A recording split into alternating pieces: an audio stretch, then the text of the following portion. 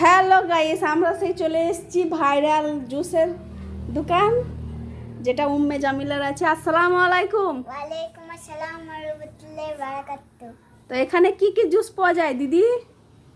সবজি জুস পাওয়া যায়। সব কিছু কি কি জুস আছে কই একটু দেখান তো। এটা হচ্ছে আর এটা হচ্ছে লিচুটা পড়ে গেল।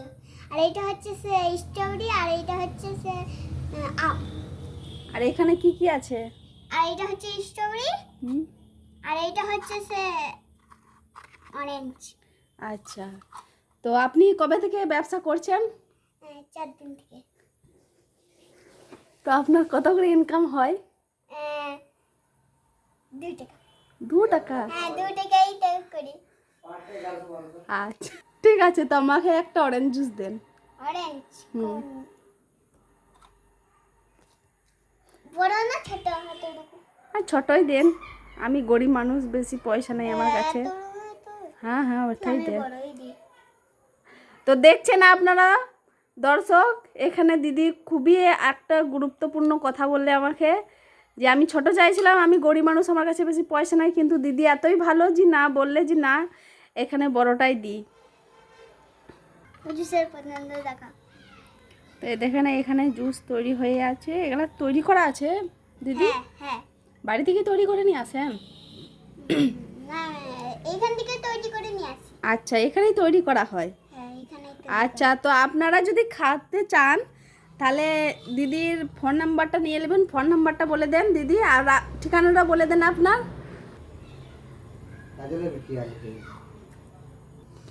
তো দিদির জুস দিদি খাচ্ছে, এই দেখেন। না না, আমি হেঁপে গেছি না জুস বানাতে তাড়াতাড়ি খেয়েছি। আচ্ছা, তো একটা কাস্টমারে দিদি হাঁপিয়ে গিয়েছে, সেই কারণে দিদি একটু নিজের জুস নিজেই খেয়ে নিছে। হ্যাঁ, তো দিদি আপনার ঠিকানাটা বলে দেন। ছোট আলন্দা ব্যাংক পাড়া। ছোট আলুন্দা ব্যাংকপাড়া, এই ঠিকানাটা এলে সবাই জুস পেয়ে যাবেন আপনার। হ্যাঁ। আচ্ছা ঠিক আছে, ঠিক আছে, জুসটা দেন। তারপর কি ফ্লেভার দিব? আমাকে এই স্ট্রবেরি। স্টোরি এটা?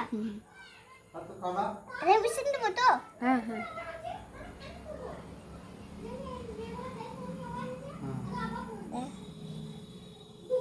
তো এটাই তো সেই ভাইরাল জুস, দেখি খেয়ে কেমন লাগছে।